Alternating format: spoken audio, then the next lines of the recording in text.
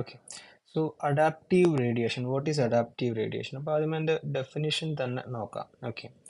So the process of evolution of different species in a given geographical area, starting from a point and literally radiating to other areas of geography or habitats, is called adaptive radiation.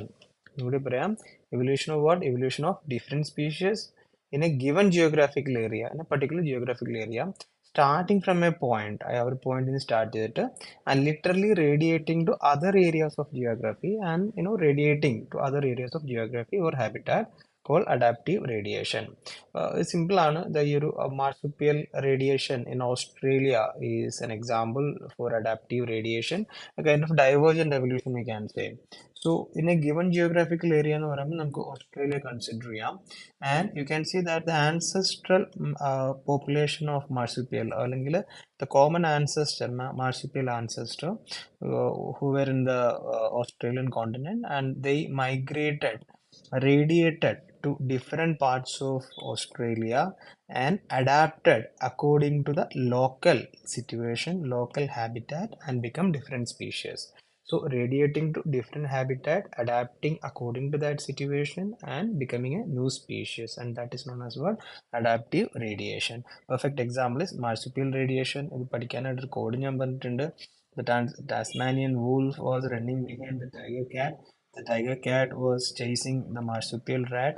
The marsupial rat jumped inside the pouch of these kangaroos, and that time kangaroo was drinking a kind of what? Sugar cola, of which brand? The band of ant.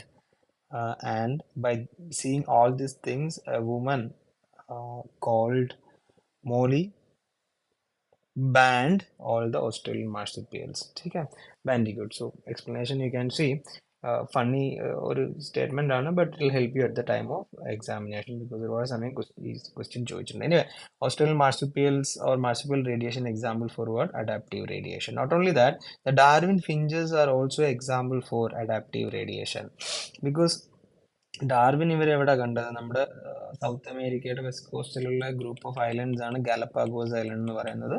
So during his visit, during his journey, Darwin went to Galapagos Island, where he observed an amazing diversity of creatures of particular interest. Small, amazing diversity of creatures. ഒരുപാട് തരത്തിലുള്ള variety of ക്രിയേച്ചേഴ്സിനെ അവിടെ കണ്ടു. In fact, this Galapagos Island is considered as the, the what do you say, the laboratory of evolution. ഒരുപാട് variety ക്രിയേച്ചേഴ്സിനെ he observed there. Of particular interest, small black birds, later called Darwin finches, amazed him. അപ്പം അതിനെയാണ് പിന്നെ small ബേർഡ്സിനെയാണ്, black ബേർഡ്സിനാണ് പിന്നെ നമ്മൾ Darwin finches എന്ന് പഠിച്ചു തുടങ്ങിയത്, അല്ലെങ്കിൽ വിളിച്ചു തുടങ്ങിയത്. Darwin realized that there were many varieties of finches in the same island, and all the varieties, he conjectured, evolved on the island itself. അപ്പം ഈ പുള്ളി വിശ്വസിച്ചു ഇതെല്ലാം എവിടെ ഉണ്ടായതാണെന്ന്. പുള്ളി ഗസ് ചെയ്തു ഇതെല്ലാം ആ ഐലൻഡിൽ തന്നെ ഇവോൾവ് ചെയ്ത വെറൈറ്റീസ് ആണെന്നാണ് പുള്ളി വിശ്വസിച്ചത്. Okay, right. From the original seed eating features, many other forms with altered beaks arose, enabling them to overcome, or to enable them to become insectivorous and vegetarian finches.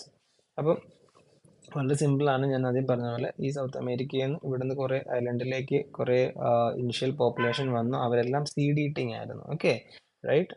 Original seed eating ആയിരുന്നു. പിന്നെ എന്തായി? പിന്നെ അവർ ആ ഐലൻഡിൽ നിന്ന് different different ഹാബിറ്റാറ്റിലായിട്ട് migrate ചെയ്തു. ഇൻസെക്ട്സ് ഉള്ള സ്ഥലം, വെജിറ്റേഷൻസ് ഉള്ള സ്ഥലം.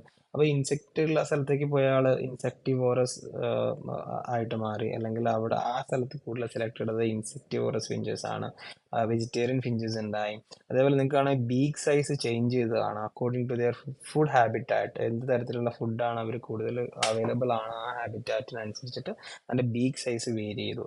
എന്ന് വെച്ച് കഴിഞ്ഞാൽ ഇനിഷ്യലി എല്ലാവരും വന്നവരെല്ലാം സീഡ് ഈറ്റിംഗ് ആയിരുന്നു, പക്ഷേ അവർ migrated, radiated to different habitats, and then evolved into different species, adapted accordingly and evolved into different species. That is called adaptive radiation. Okay, This process of evolution of different species in a given geographical area, starting from a point and literally radiating to other areas of geography, is called what? Adaptive radiation. So, രണ്ട് example ആണ് marsupial radiation in Australia and then the Darwin finches. So, that is adaptive radiation.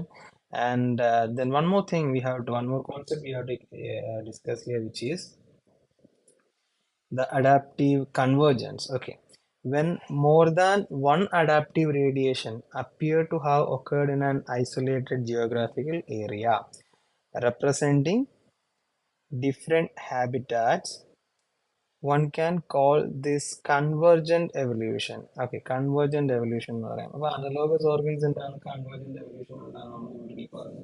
ഒരു definition ഒന്നുകൂടെ നോക്കാം. When more than one adaptive radiation, multiple adaptive radiations are happening. More than one adaptive radiation, multiple adaptive radiations are happening. Uh, more than one adaptive radiation appear to have occurred in an isolated geographical area. Okay, multiple adaptive radiations are happening in an isolated geographical area representing different habitats. One can call it as convergent evolution. നമ്മുടെ placental mammals in Australia, right?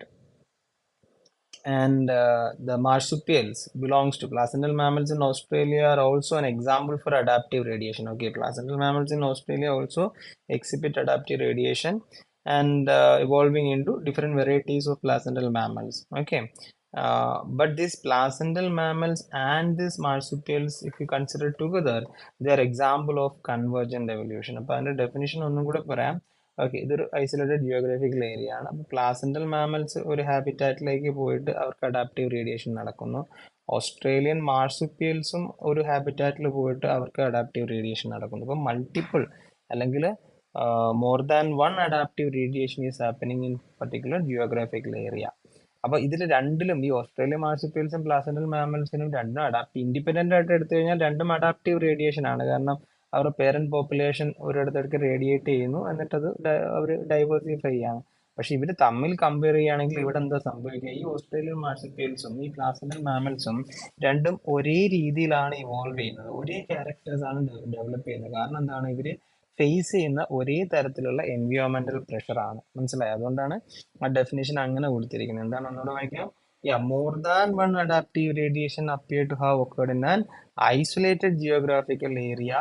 One can call it as what? Convergent evolution. Placental mammals in Australia also exhibit adaptive radiation in evolving into varieties of such placental mammals, each of which appear to be similar to a corresponding marsupial. അപ്പം ഈ ഒരു list ഇതിൽ എൻസിആറിൽ കൊടുത്തിട്ടുണ്ട്, നമുക്ക് ഒന്നുകൂടെ നോക്കാം. So ഇങ്ങനെയാണ് സംഭവിക്കുക. ഇതാണ് ഓസ്ട്രേലിയ, ഇതാണ് നമ്മുടെ അൻസെസ്റ്റർ ഓസ്ട്രേലിയൻ മാർസുപ്പിയൽ.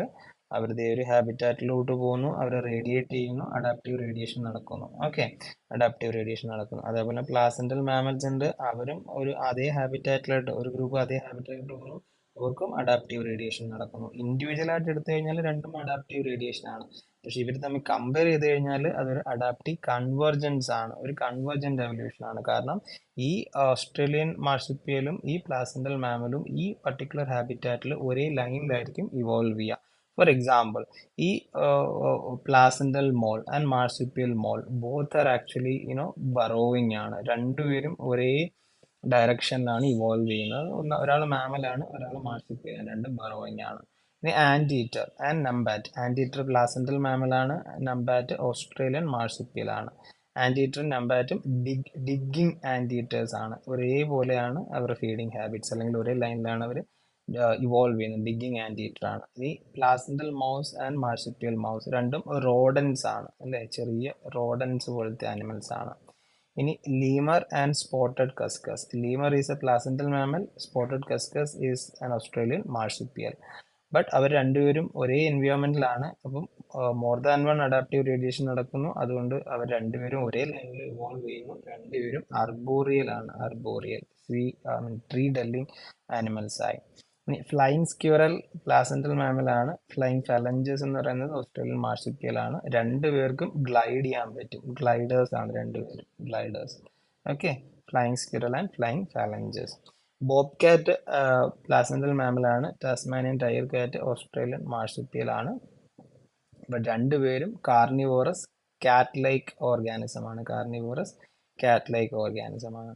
ഇനി ഈ wolf, Tasmanian wolf, okay, placental mammal, Australian marsupial, but രണ്ടുപേരും കാർണിവോറസ് ഡോഗ് ലൈക്ക് ഓർഗാനിസം ആണ്. കാർണിവോറസ്. നമുക്ക് മനസ്സിലാവും. ഒന്നുകൂടി നോക്കാം, ഞാനൊരു എക്സാമ്പിൾ എടുത്തിട്ട് പറയാം. അപ്പോൾ നമ്മുടെ ഈ ലീമറിന്റെ, ഓക്കെ, ലീമറിന്റെ ആൻസെസ്ട്രൽ നമ്മുടെ ഈ ഓസ്ട്രേലിയൻ കോണ്ടിനെന്റിൽ ഒരു ഹാബിറ്റാറ്റിലേക്ക് പോകുന്നു. അവർ അർബോറിയൽ ആവുന്നു. ഓക്കെ, അർബോറിയൽ ആവുന്നു. എന്താ ആൻസെസ്റ്റർ ആയിരുന്നു. അപ്പൊ ഈ ലീമർ ഇപ്പൊ എന്തായി, അർബോറിയൽ ആയി.